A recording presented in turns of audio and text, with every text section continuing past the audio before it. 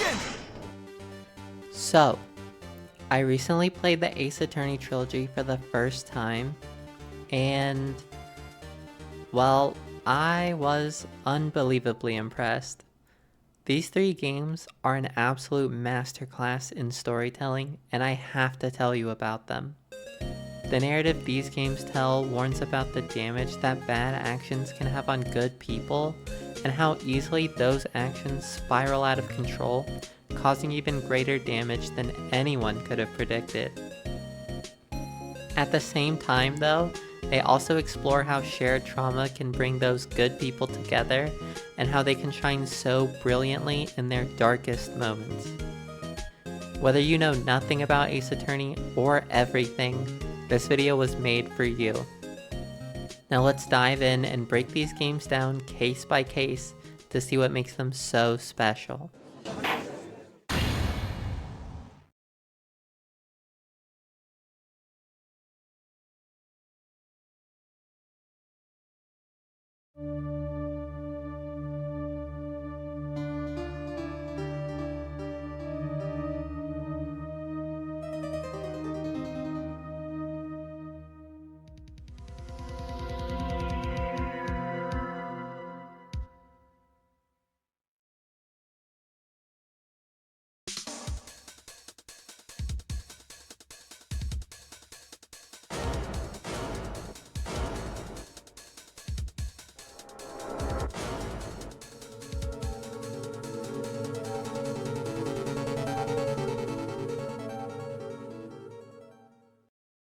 The first case introduces us to all the essentials of the series. We play as Phoenix Wright, a defense attorney fresh out of law school.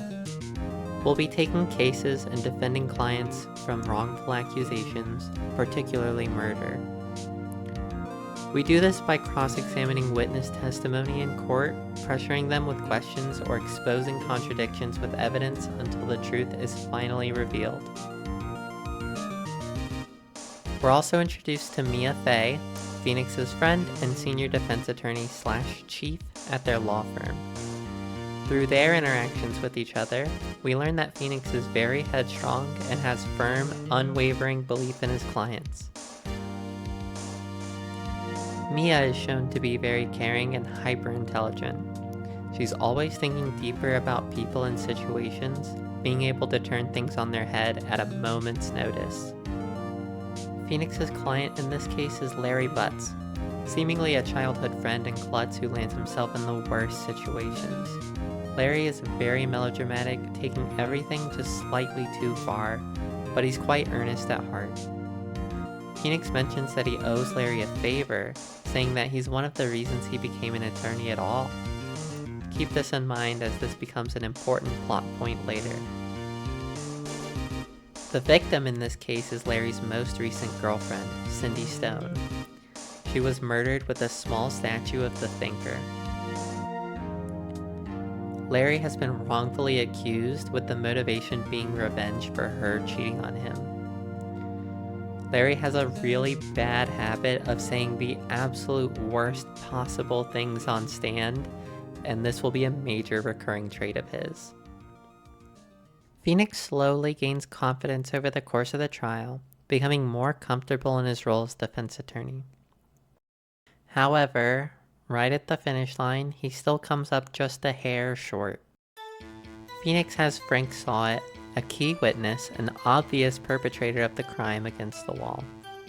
He's made strong conjecture indicating that Sawit was likely there at the scene of the crime, based on the idea that he triggered the thinker statue.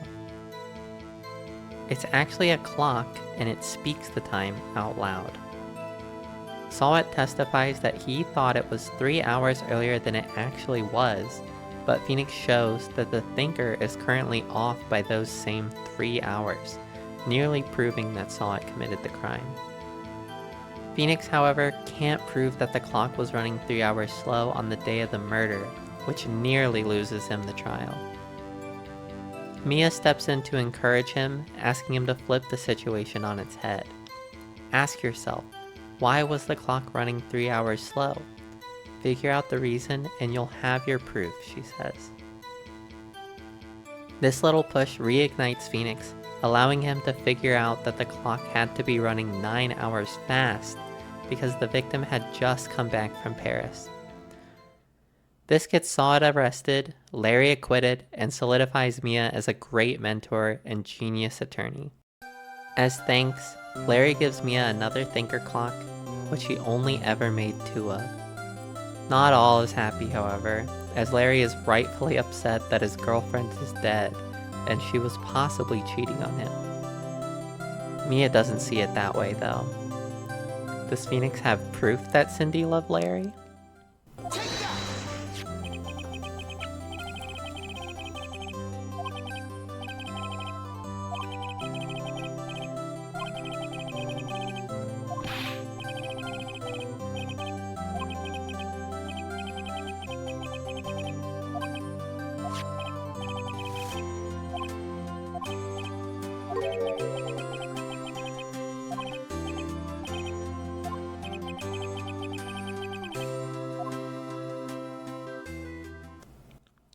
I know I went through that rather quick, but this case really is just a tutorial case, and there's not a lot of substance to it.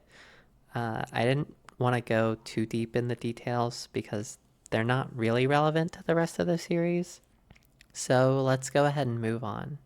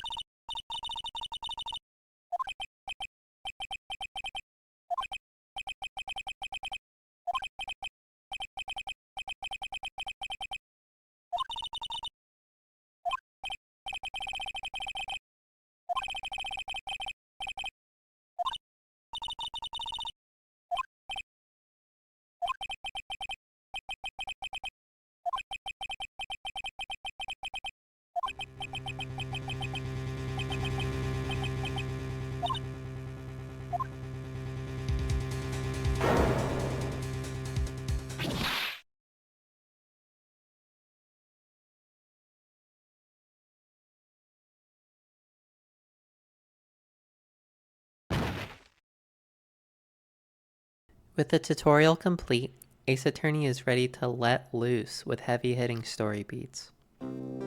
This time, Mia has been murdered, and her sister Maya found her body. It seems like someone is trying to frame her as well, as there's a piece of paper that has her name written in blood. Phoenix walks in on the scene and begins investigating to figure out what happened. A lady from the nearby hotel spots the 2 unfortunate souls, and the police arrive shortly thereafter. The detective on the scene is Dick Gumshoe, a down-on-his-luck guy whose detective skills are about as good as his coat washing skills. He may be quick to make judgments, but he makes up for it with a huge heart and a great sense of loyalty. After Maya's arrest, Phoenix checks up on her to make sure she's okay. During this conversation, we learn more about how compassionate Mia is.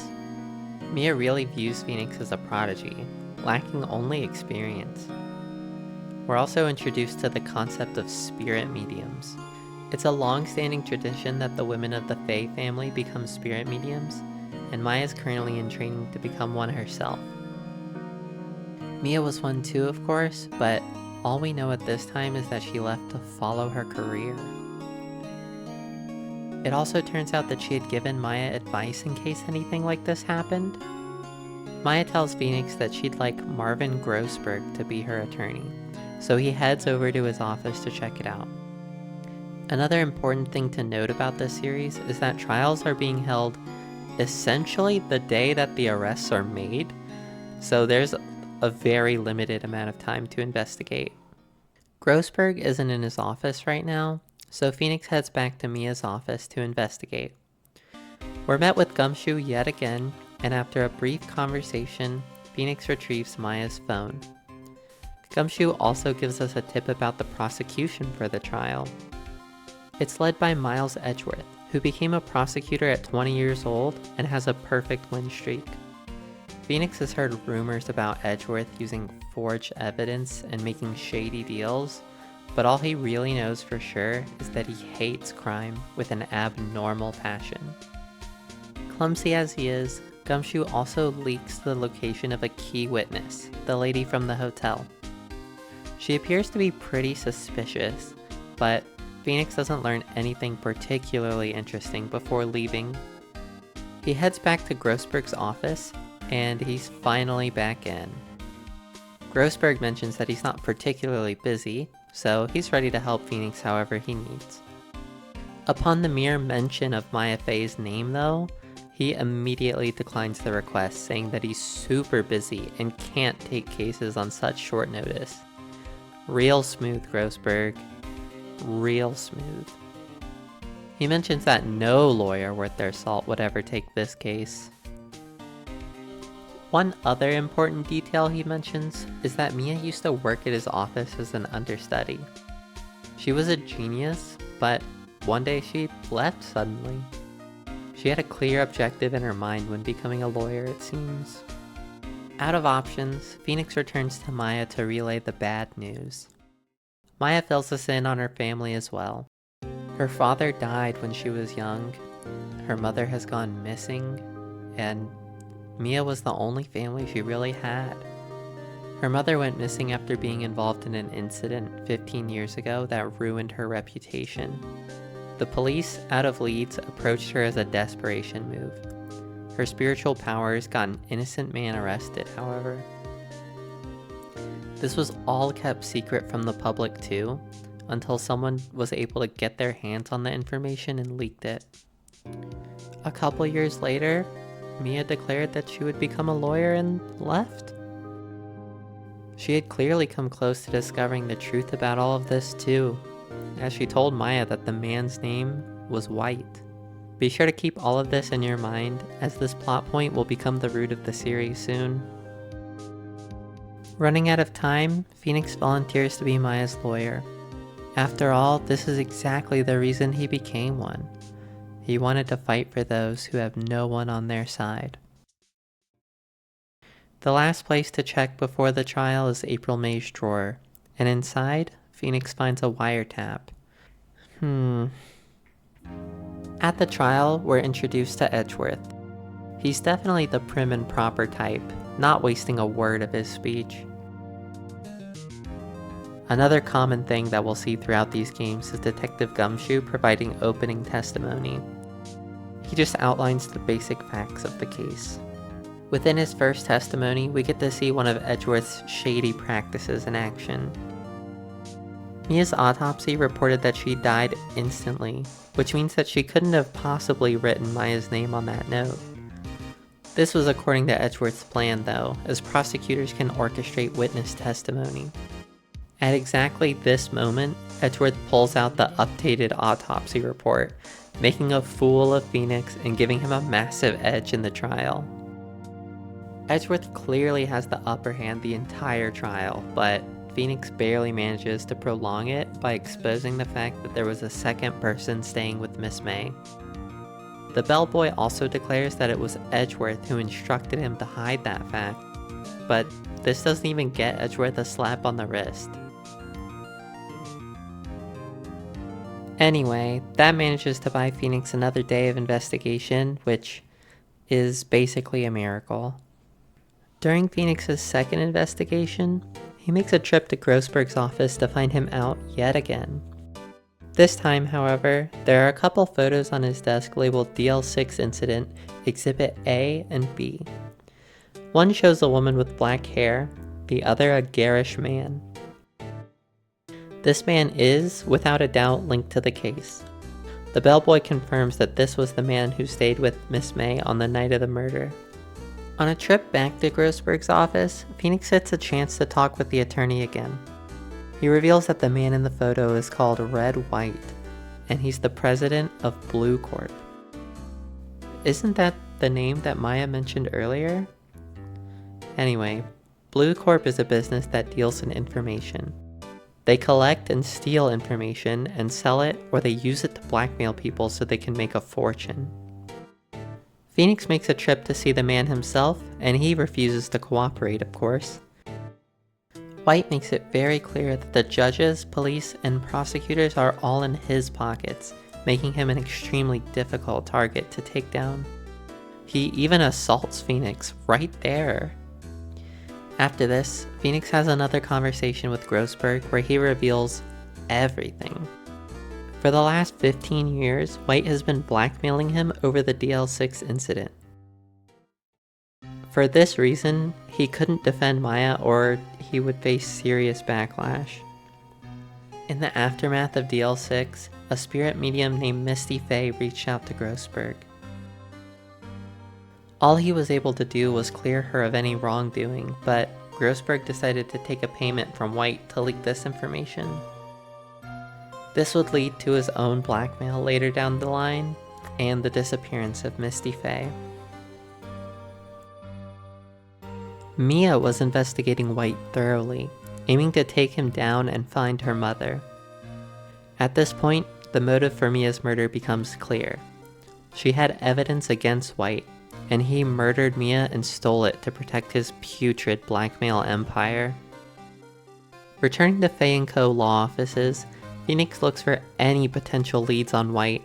Surely he didn't steal everything, right? Phoenix finds a journal here with some of her thoughts. Mia's investigation began by her using her spiritual powers. With them, she was able to uncover her first two leads, Marvin Grossberg and Red White. White ended up stealing the most obvious data on him, but he didn't take this list of quote-unquote suicides that Mia had tied to him. Using this newfound power, Phoenix confronts White yet again, vowing to take him down. White turns this completely on its head, calling the chief prosecutor and indicting Phoenix as the killer. Phoenix is arrested, but White's going to testify in court, which is exactly where Phoenix wants him. Phoenix is offered an awful attorney by the state, but he refuses, having the skills to defend himself. This, of course, means Maya's off the hook. Wanting to help out however she can, though, Maya comes to support Phoenix in the trial, starting their long journey as partners. The morning of the trial, Edgeworth appears in front of Phoenix. He declares that he has it on good authority that no matter what White says, the judge will listen and his objections will be sustained. Edgeworth reaffirms that he will do anything to get his guilty verdict, explaining his naive approach in the process. He says there's no way to know if a person is ever innocent for sure, so the best thing he can do is get every defendant declared guilty. Really though, he should be focused on finding the truth. Right at the end of this conversation, it's revealed that Edgeworth and Phoenix know each other. and that Edgeworth is nothing like who Phoenix used to know. During the trial, Phoenix is able to dismantle White's testimony with relative ease. Phoenix is inches away from proving White is the killer when Edgeworth steps in to offer him a save. Edgeworth says that he should admit to his crime of tapping Mia's phone, which gives White the complete reversal he needs. Seemingly one piece short yet again, Phoenix faces his defeat. In desperation, Maya channels Mia's spirit, hoping she can help Phoenix. Understandably, this causes Phoenix to faint, which gives them a brief recess from the trial. Over the course of this recess, Mia explains that the receipt with Maya's name on it was for the light stand, which she bought the day before her death. This proves that White was there during the murder. It ends up not being quite enough, as Edgeworth requests another day for the trial, likely to make up evidence. Mia gives Phoenix the list of names from earlier though, and reading it out loud to the court is finally enough to make White fold. White confesses to his crimes, letting Phoenix narrowly scrape by. One of the major through lines of this game is that Phoenix always falls short by one piece of evidence.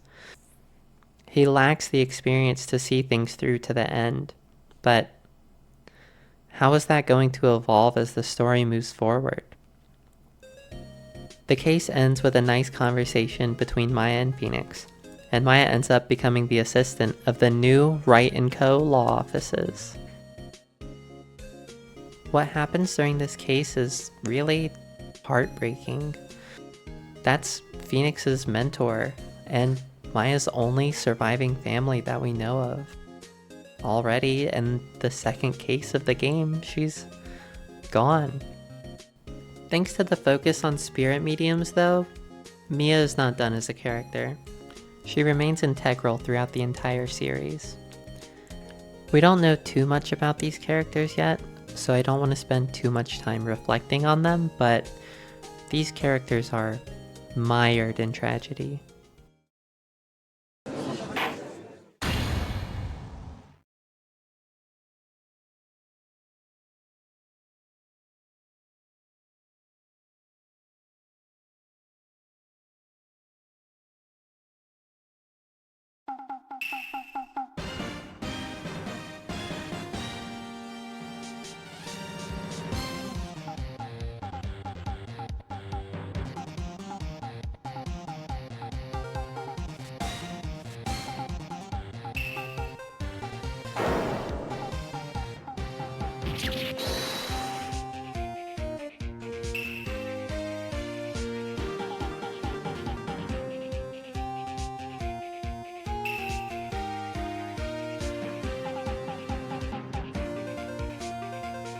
So obviously, Ace Attorney has a little more to it than you might expect on the surface. Turnabout Samurai, however, is one of the more normal cases in the series. The narrative function of this case is to establish the essentials of Phoenix's and Maya's relationship, as well as provide a few other tidbits of character development. This sort of breather case will end up becoming a staple in these games, providing a nice frame of reference to gauge the characters' current skills and motivations, as well as their relationships with each other.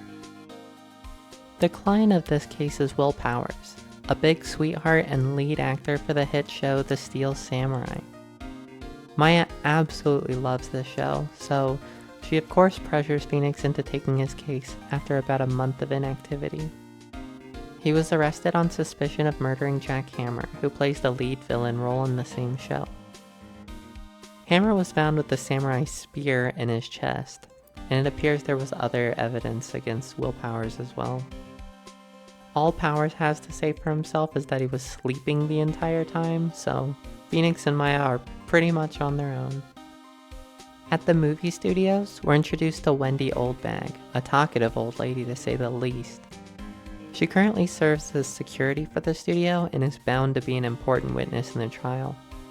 She mainly serves as a bit of an obstacle for our duo and provides a ton of comic relief throughout the trial. After getting past the gate, the pair run into who else but Gumshoe. He tells us that Edgeworth has been very gloomy after the trial, seemingly distraught that his perfect win streak is over. Gumshoe clearly has a bit of a soft spot for Edgeworth, going to defend him at every turn. As Phoenix and Maya explore the studio, we get more of a feel for how their relationship works. Maya is a bit of an airhead, always making silly comments and keeping everything moving forward with her constant enthusiasm. Phoenix, on the other hand, is a bit more of a straight man in their interactions, often using dry humor or making jokes that often don't land. On their first investigation of this case, they only meet the standard employees and get a feel for the basic facts of the case. There isn't anything particularly noteworthy or helpful until the last second, where they find a security photo that supposedly captures Powers on the way to the crime scene. The photo shows a figure in the Steel Samurai costume, though, not Powers. They save this as their ace up their sleeve and rest up for the trial. At the trial, the prosecutor is none other than Edgeworth, of course. Nothing particularly crazy happens at this trial. Oldbag's the key witness, and there are plenty of holes for Phoenix to cut through in her testimony. Edgeworth is very reserved during this trial. He doesn't jump to conclusions, and he carefully incorporates new facts into his understanding of the situation. Phoenix puts pressure on Oldbag, first revealing the fact that a child was present at the studios, then implicating her as a potential suspect in the case. Edgeworth doesn't even have an objection to this, as he literally can't fully deny the possibility. Unhappy being treated with suspicion, Oldbag spills the beans and says that a suite of executives was present on the day of the murder. With too many people unaccounted for, the trial is extended by another day to investigate. Returning to the studio, Phoenix and Maya immediately get up to no good by busting down the repaired grate that was supposed to keep the kids out. They also visit Studio 2, where they find a locked trailer, some food scraps, a van, and an incinerator. Unable to find a key, they head to Power's dressing room, where they meet the director of the Steel Samurai. Still lacking any leads, they head back to the detention center to meet up with Will Powers again. After a brief conversation, they head back to the employee area and meet the fanboy Cody Hackins. He refuses to help, but he does knock over a bottle of sleeping pills. This ends up being a very important piece of evidence. With Oldbag's hands full trying to catch Cody, our duo borrow some keys and make for the Studio 2 trailer. Inside, they meet Dee Vasquez, the producer for the studio. She's completely uncooperative, providing only a solid alibi that she was not present for the crime. Out of ideas, Phoenix heads back to the office. Things are grim, but Maya channels Mia. Mia helps Phoenix find the one lead that he has left, Cody. They go talk to him and he spills the beans, sharing that he takes pictures with his new camera and that he saw everything. Gumshoe overhears the whole thing though, bringing Cody in as a witness. Out of leads yet again, there's really nothing to do but wait for the trial. Mia reappears for the trial, Maya recognizing the fact that Phoenix is still in pretty dire straits. With Mia's help, Phoenix is slowly able to wring out the fact that the Steel Samurai didn't win the fight, making him the victim in this case. This means that the one wearing the Steel Samurai suit was Jack Hammer. Cody shares one of his photos with the court, which clearly shows that the true scene of the crime was at Studio 2, completely blowing through all the executives' alibis. With no way to progress forward, the trial has to be postponed again. During the final investigation, Phoenix and Maya are able to unearth some gossip shared between the victim and Vasquez that happened 5 years ago. There was some accident and an actor died. Vasquez claims that this was no accident and she held it over Hammer's head for 5 years. This obviously casts a lot of suspicion on her, so she uses her connections to the Mafia to steal this photo back from Phoenix. Gumshoe arrives in the nick of time to save Phoenix and Maya, meaning they'll just have to settle it in court.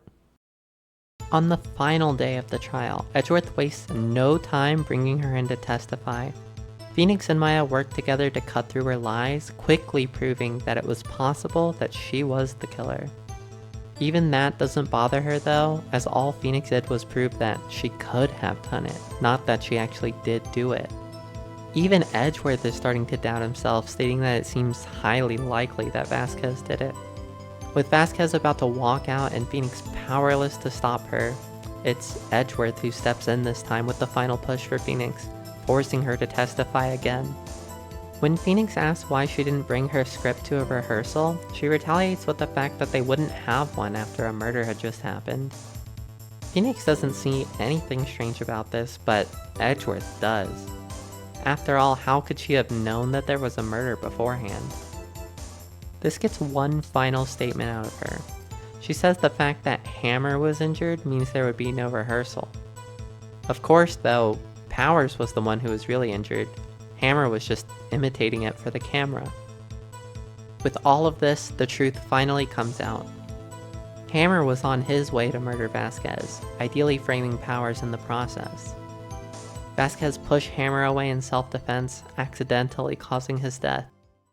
With everyone utterly confused by Edgeworth's actions, Powers is declared innocent, Edgeworth commenting that the verdict is only natural, and not a miracle as the judge claims.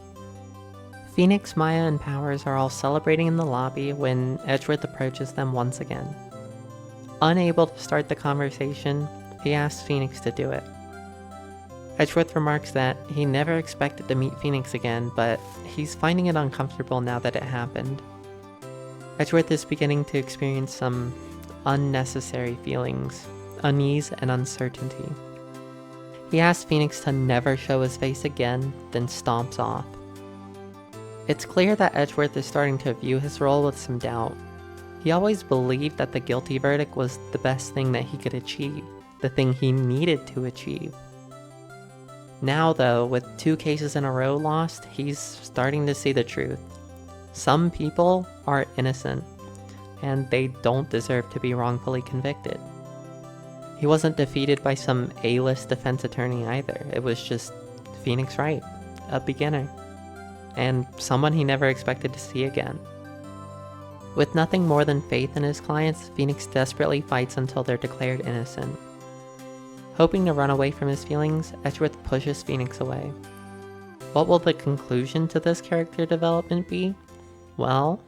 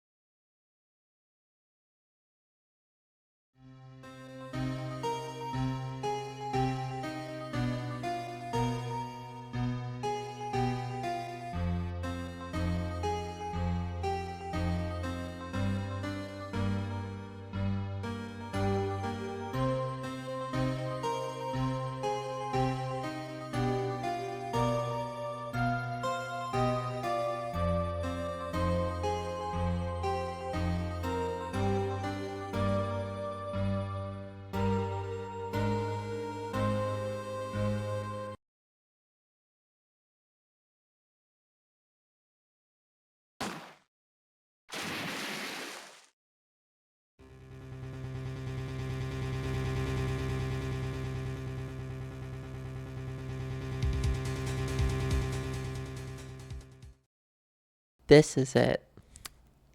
This is the pinnacle of Ace Attorney. It's Christmas morning and Phoenix and Maya are having a nice conversation. Maya is discussing her lack of spiritual training with Phoenix when the news mentions rumors surrounding Gourd Lake, a local park. The news is discussing Gordy sightings, a Gourd Lake equivalent of the Loch Ness Monster. After Maya leaves to go get sprayed with the fire department hose, the news changes subject to murder. A murder occurred on Gourd Lake last night, and Edgeworth has been arrested as the prime suspect. Phoenix and Maya rush over to the detention center to see what's going on, violating Edgeworth's demand from the last trial. His first reaction is that they're there to laugh at him, of course, but that couldn't be farther from the truth. Phoenix and Maya offer to help, but Edgeworth shuts them down, insulting Phoenix's lack of experience. When asked what he was doing that night, he even lies to say it was a visit to Gordy. It seems like he's got a pretty difficult time with friendship.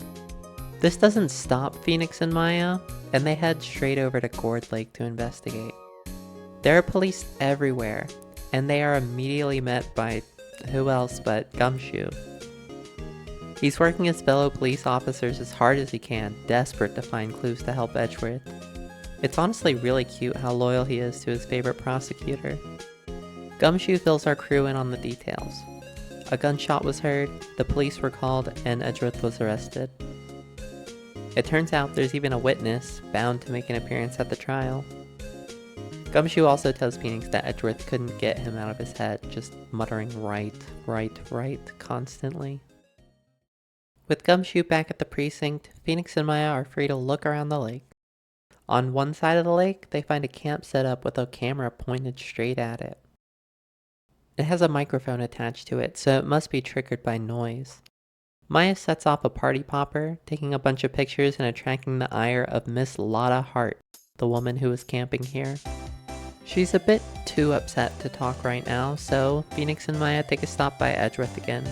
Phoenix asks if he really did it, to which Edgeworth has nothing to say but emphasizing that he really, really does not want Phoenix involved. Going back to Lotta, she becomes much more cooperative once Phoenix tells her that they're investigating a murder. They discuss her camera, and Lotta mentions that it takes a photo whenever there's a loud noise. This gives Phoenix the idea to have her check the camera to see if it caught the moment of the gunshot, which she happily goes to work on. With Lotta hard at work, the team goes to check on Gumshoe once more. When asked why he trusts Edgeworth so much, he says that it's because of the amount of trust Edgeworth puts into the investigation team. Edgeworth works so hard, Gumshoe feels the need to reciprocate to keep things even. He's also got the autopsy report for us, and although the police can't identify the victim, Maya recognizes him. She doesn't know his name, so we'll just have to keep working on it. This whole trip gave Lotta enough time, so she shows us a photo and decides that she'll be a witness for the trial. Moving a little more around the park, they meet Santa? It's actually Larry, but it's pretty funny. Discussing the murder, Larry brings up that him, Phoenix, and Edgeworth all went to grade school together. He goes on to mention that Edgeworth's dad was a famous defense attorney, and that Edgeworth was studying to be like him. Something must have happened though, because that's not the Edgeworth that we know. The last thing Larry brings up is Gordy, who apparently makes a loud bang when spotted. Weird. Reflecting on it some more, Maya manages to remember who the victim is. She recognizes him as another defense attorney who worked with Mia, so it's time to pay Grossberg a visit. He manages to identify the victim and his history. His name is Robert Hammond, and he was a defense attorney for Grossberg's law office. It turns out the victim was the attorney for the DL6 incident too, managing to get the defendant declared innocent. Maya wonders out loud what Edgeworth has to do with all this, and Grossberg also tells us that Gregory Edgeworth, Miles' father, was the victim of DL6. Grossberg gives us a picture of Misty Faye, which Phoenix and Maya need to go show Edgeworth. When they show Edgeworth the picture, he's extremely impressed and immediately lets his guard down. He claims he just didn't want to drag Phoenix into the mess of DL6, but it's too late now. He fills us in on everything he remembers, the details of his father's murder, and the spirit medium. Edgeworth wasn't even aware that Misty was Maya's mother. Apparently, the statute of limitations runs out in 3 days as well. That's an oddly specific time for this crime to be committed. During this conversation, Edgeworth even says, "I thought that terrible incident was about to end, and now this." Be sure to remember this moment for later on in the series. Phoenix and Maya finish this conversation by asking about the DL6 suspect and Edgeworth's father. We have no idea where the defendant from that trial went, and it seems like he vanished from public life without a trace. Edgeworth doesn't have much to say about his father. That's a very sensitive subject. After all this, Edgeworth finally gives us permission to be his lawyer for the trial, and Phoenix is happy to get the chance to pay him back. As soon as he hands us this letter, an earthquake happens. Everyone's fine, but Edgeworth seems to be cowering on the floor. Alright, with the first trial imminent, let's take a second to review everything we know so far. Gregory Edgeworth was a famous defense attorney and the father of Miles Edgeworth. Approximately 15 years ago, he was murdered. That tragedy became known as the DL6 incident, which is just the police sorting code. With no evidence against the suspect, the police turned to a spirit medium, Misty Fey. She channeled Gregory's spirit, who apparently testified who the man was that murdered him. The police arrested that man, and he was brought to trial, but he was subsequently declared innocent through the work of his defense attorney, Robert Hammond.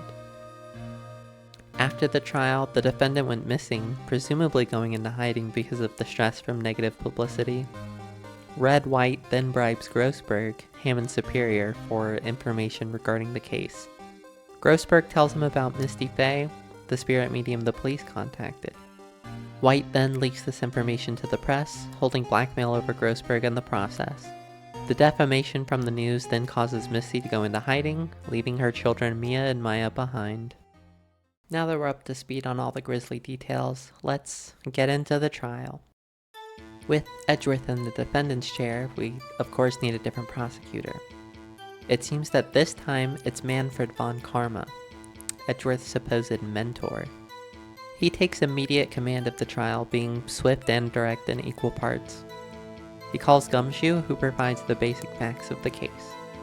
Von Karma then takes charge of the proceedings himself, telling Gumshoe what to testify about. The judge is dumbfounded, of course, but doesn't have the courage to stand up for himself. Von Karma has set a nasty trap in Gumshoe's testimony that Phoenix springs, the same strategy that Edgeworth employs in his trials. The pistol found in the boat has Edgeworth's right handprint on it. It's a bit difficult seeing Edgeworth's own strategies being used against him. We also know that this pistol was the one used to murder Hammond, thanks to the ballistic markings on the bullet from his body. It's really not looking good. During the recess, Edgeworth doesn't even have much to help explain his case. It seems that he thought the man on the boat had shot himself. Maya's also feeling quite bad during the recess, feeling a great amount of self-doubt from not being able to channel Mia. Von Karma's decisive witness is Lotta Hart, of course. Who else? She starts with very basic testimony, providing mainly her photo as important evidence. Isn't something a little strange, though? She said she would make an enlargement of it, but that hasn't been shown. I guess it's up to Phoenix to track that out. Phoenix isn't able to find anything in the testimony that he could use, and it seems like the trial's at its end. Lotta's entire testimony seems quite suspicious, but Phoenix lacks the experience he needs to be able to drag it out of her. The judge is about to give his verdict when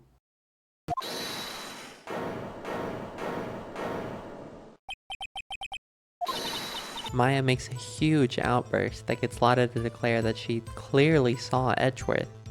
Latching onto this, Phoenix is able to prolong the trial through this one statement alone.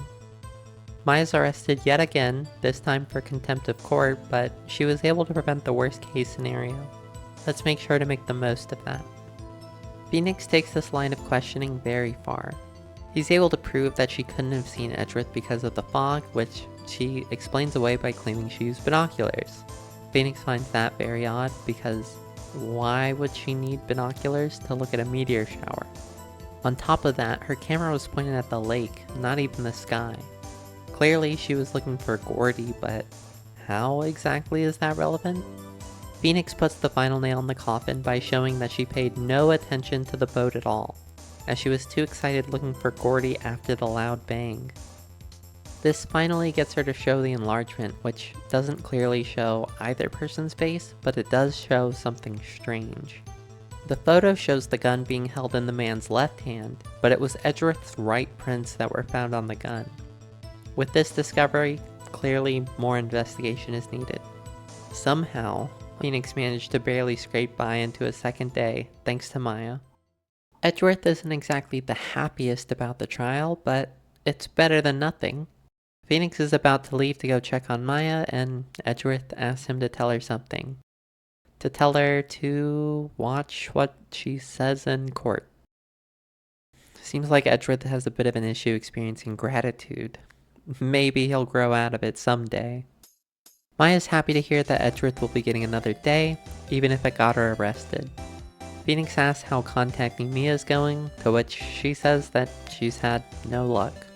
She feels really bad about stopping her training. Phoenix goes off investigating and runs into Gumshoe in the park.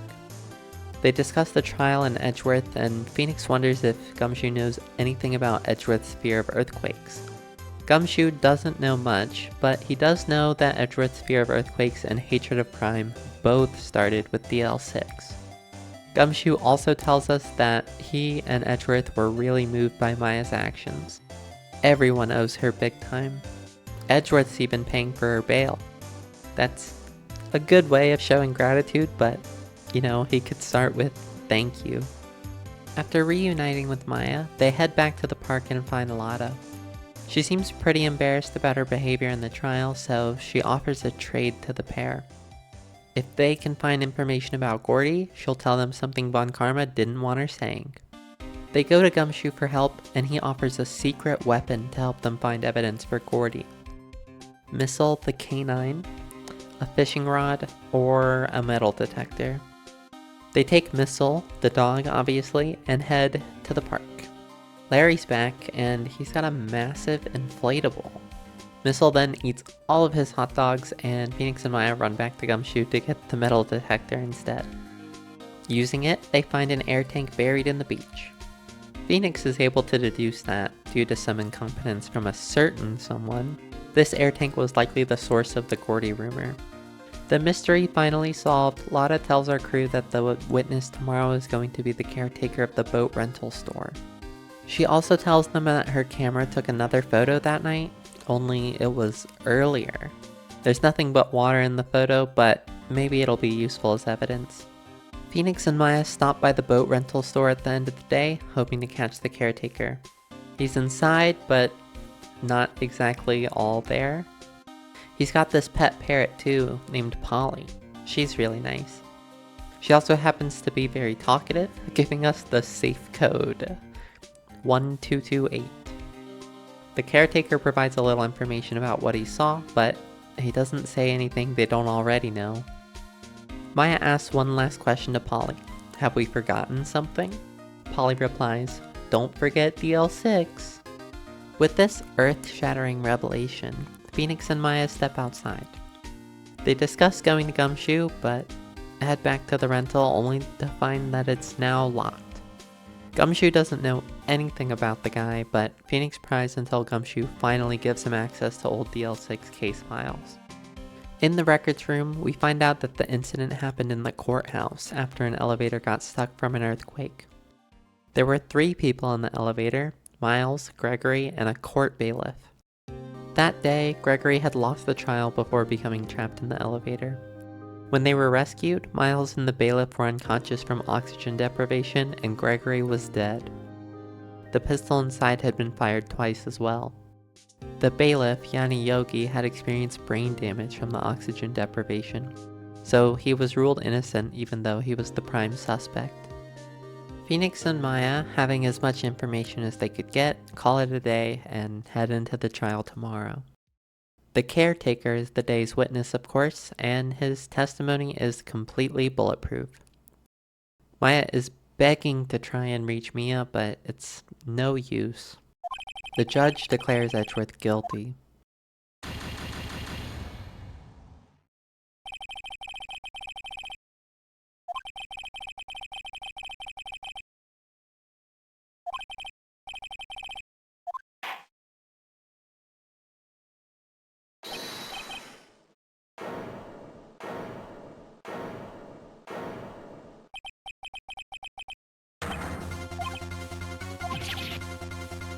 Larry? Well, I guess he'll have to be the one who saves the day this time. Edgeworth even notes during the recess that this is potentially perfect, as Von Karma cannot control what Larry says or does on the stand like he can with other witnesses. After a few rounds of cross-examination, we discover that Larry actually heard one single gunshot before midnight. This is pretty revolutionary as it explains how the third bullet was fired from the pistol. It also explains that blank photo that Lotta gave Phoenix. At this moment, Phoenix finally realizes what's probably going on. This trial is going a lot like the Steel Samurai one. The murderer set up the scene to make it appear as though the crime had taken place somewhere other than the actual scene. This rightfully leads Phoenix to indicting the caretaker as the murderer. After walking through how he would have done it, the judge brings Edgeworth to the stand to verify the accuracy of the situation. Edgeworth is very impressed and shows a letter from Robert Hammond summoning him to the lake. At this point, the caretaker needs to be brought back in for further questioning, but he's gone completely missing. Clearly his identity and his whereabouts are extremely important for this trial, so we have to adjourn for one more day. In the lobby, Edgeworth seems to be on an edge even though he's probably off the hook. He has something to tell Phoenix, but he can't make up his mind on whether or not he wants to share it. Opening up a little, he tells Phoenix that it's a recurring nightmare that he has. A memory he thinks he has of a murder that he committed. With no further context, Phoenix and Maya head back to the office. They reminisce on grade school memories, and Phoenix finally shares his story about what inspired him to become a defense attorney. Phoenix was put on a class trial for Edgeworth's stolen lunch money. He was being bullied by everyone in the class, and no one was standing up for him, even though he didn't do it. No one until Edgeworth, that is. None of the students had any evidence against him, so Phoenix couldn't possibly be guilty. The class, not entirely convinced, still demanded that Phoenix apologize. That's when Larry steps in, which gets the class to drop it. After that, the three of them were best friends. That is, until Edgeworth transferred schools following DL6. Years later, Phoenix finds an article about Edgeworth. It says that he'd fabricate evidence, manipulate testimony, and he would just do anything to get a guilty verdict. That's when Phoenix decided he would become a defense attorney. If he did, Edgeworth would have no choice but to confront him eventually. Edgeworth's reaction to this story is pretty funny. He finds it totally ridiculous that Phoenix would become an attorney over the class trial. He thinks Phoenix hasn't changed a bit. Phoenix remarks back that Edgeworth has changed too much, to which he can only utter a maybe. The reason why Edgeworth decided to become a prosecutor was because of Robert Hammond's arguments during DL6. He couldn't stand attorneys from then on. He also elaborates a little more on his relationship with Von Karma.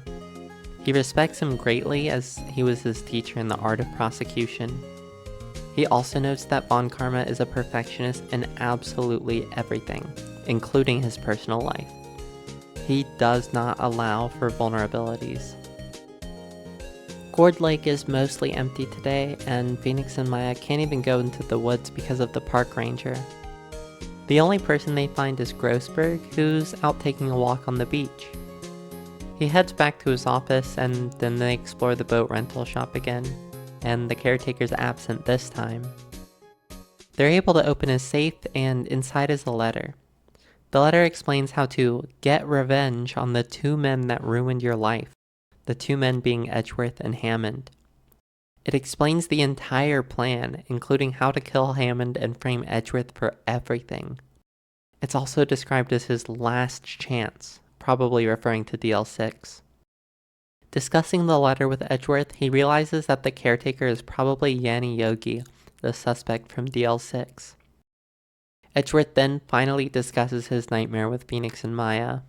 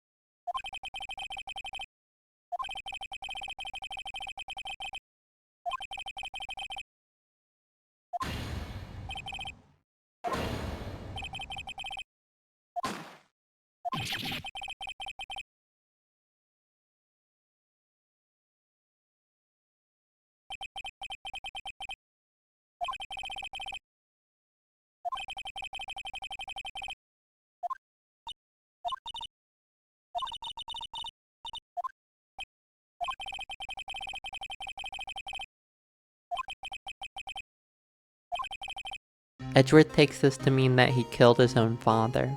Every night since this incident, this nightmare haunts him. Feeling all this guilt, it's hard to tell what Edgeworth might do next. Phoenix and Maya, with this new information, decide to take it to Grossberg to see if he knows anything that could help. Grossberg thinks that Edgeworth's dream is probably the truth. He describes Gregory Edgeworth as one of the greatest defense attorneys to ever live, rivaled only by Mia Fey. Him and Von Karma fought against each other in a trial on the day of DL6, and Gregory tried to beat him by calling attention to Von Karma's forged evidence. It did not work, and Gregory lost. Grossberg also reveals what Gregory said when channeled by Misty Fey. "I am Gregory Edgeworth. I have been killed. The one who shot me was the bailiff, Yanni Yogi." Everyone thought Misty was a fraud, but Grossberg thinks that it was maybe Gregory who lied. Upon reviewing the letter himself, Grossberg comes to realize that it was Von Karma who wrote it. And if Von Karma wrote it, he must know that Edgeworth was the one who killed his father, but how could that be? I think it's likely that Edgeworth told Von Karma about his nightmares at some point growing up. At this point, Grossberg also reveals that during the Gregory vs. Von Karma trial, Gregory managed to get Von Karma a penalty. This is the only time that he was ever penalized during his entire career, and apparently it was so bad that Von Karma took a long vacation, and that's the only one he has ever taken. Phoenix and Maya leave for the records room, trying to find more evidence for DL6. All they find, however, is dust in an empty drawer. Those and Von Karma. Von Karma describes Edgeworth as a second-rate amateur, even if Edgeworth is his student. Phoenix rightfully questions why he would ever train Edgeworth if he had such a grudge against Gregory. Von Karma has no response. Out of things to discuss, Phoenix shows him the letter and...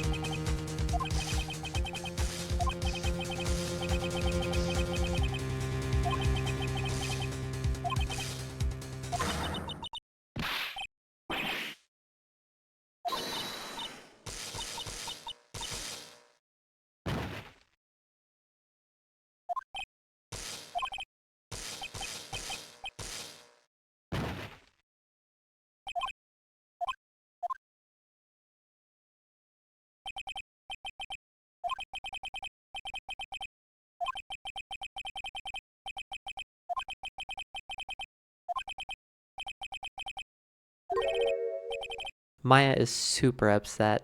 She feels useless as a lawyer and as a medium. She feels like she's contributed nothing to the case and now this. But she managed to scrape one piece of evidence off Von Karma. It was the bullet that killed Gregory. Phoenix is determined to prove that Maya has been crucial to the entire case. The trial begins with who else but the caretaker. Von Karma calls him to the stand and, interestingly, allows Phoenix to cross-examine him as much as he would like. He continues to pretend that he's not Yanni Yogi, and Phoenix has to wade through his lies before getting to the deep stuff. Phoenix tries accusing him right away, but the caretaker doesn't have any fingerprints to prove his identity. Without that letter and with no fingerprints to help, it seems the trial is already over. Von Karma flaunts his dominance, joking that Phoenix would want to cross-examine the parrot, which gives him an idea. Surely Von Karma didn't rig the parrot too, right?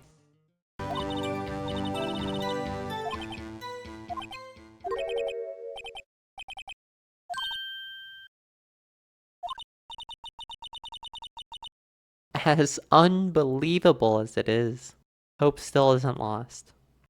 Using the other commands, Phoenix is able to prove a loose connection between the caretaker and Yanni Yogi, which is enough for the judge to buy it. With pressure from the judge, the caretaker finally admits to being Yogi. He never lost his memory. Everything up until now has been an act.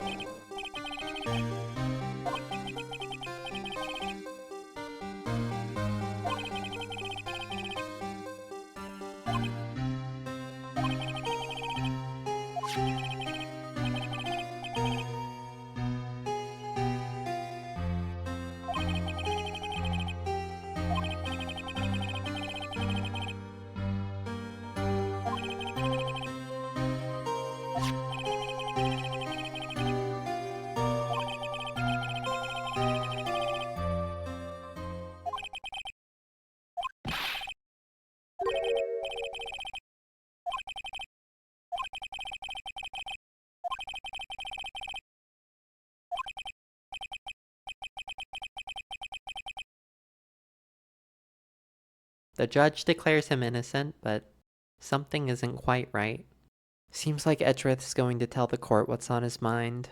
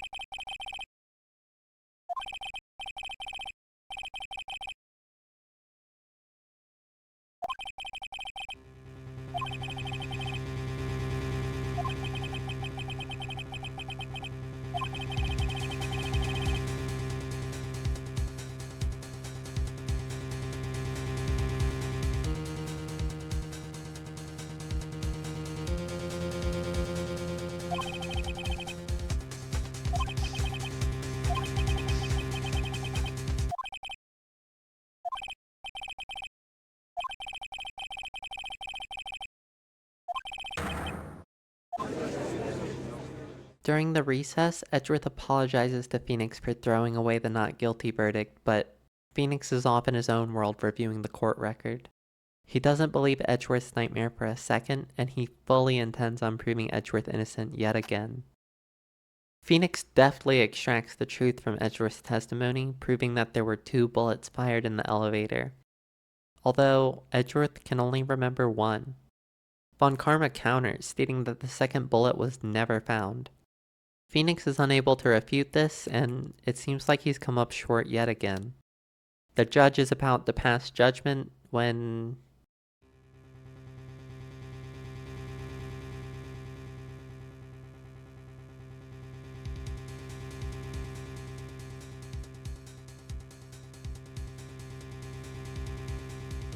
Mia's spirit inspires him to object until he can stall for an answer. The murderer took the second bullet with him because it hit him? This would mean that the murderer was someone outside the elevator, which causes Maya to think. Was it Von Karma who killed Gregory? If the bullet had hit Von Karma, then where is it now?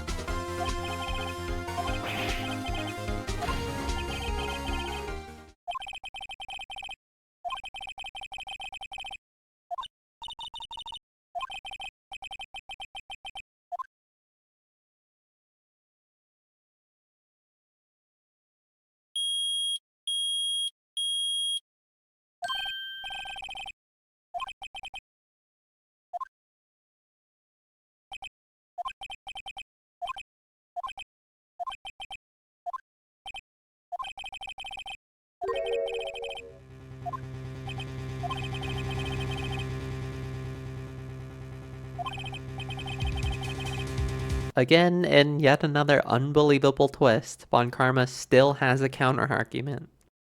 He claims that this bullet was from a different incident.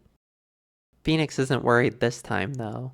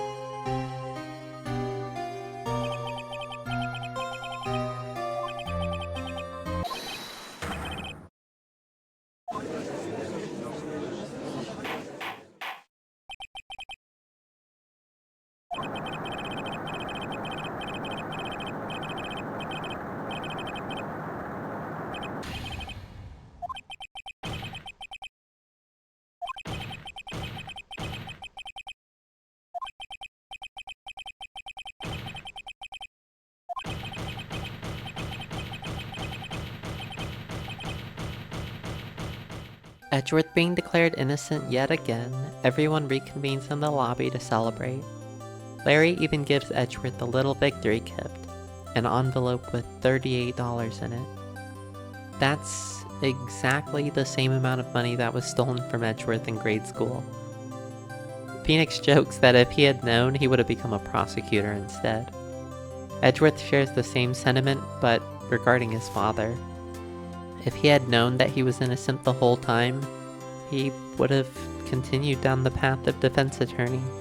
The reason he became a prosecutor was to torment himself for the sins that weren't even his. The next morning, Phoenix finds a letter in his office.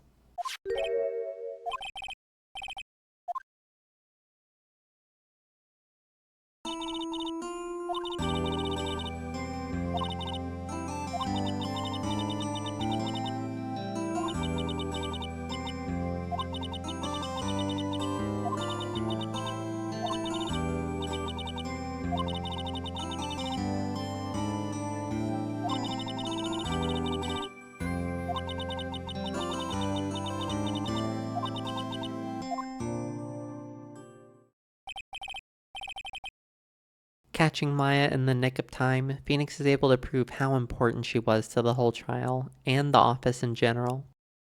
Maya leaves to complete her training, but she'll be back before we know it.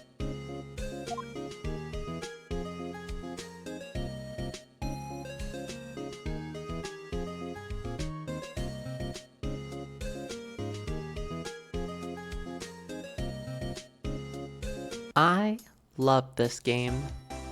All the characters are quirky and lovable in the best way, and the humor is funny enough to make me actually laugh while playing it. There's so many iconic moments, but it's the main through line of DL6 that really makes it special. All these characters are brought together by this tragedy without even knowing that they have shared history. There are two main themes of this game, and while I think they extend to the trilogy as well, they start out here. The first is making the most of a bad situation. Mia hammers it in at the start of the game. She's always thinking outside the box, never giving up in the worst moments. Phoenix can never stay in a winning position for long, and he always needs to fall back to Mia's initial advice.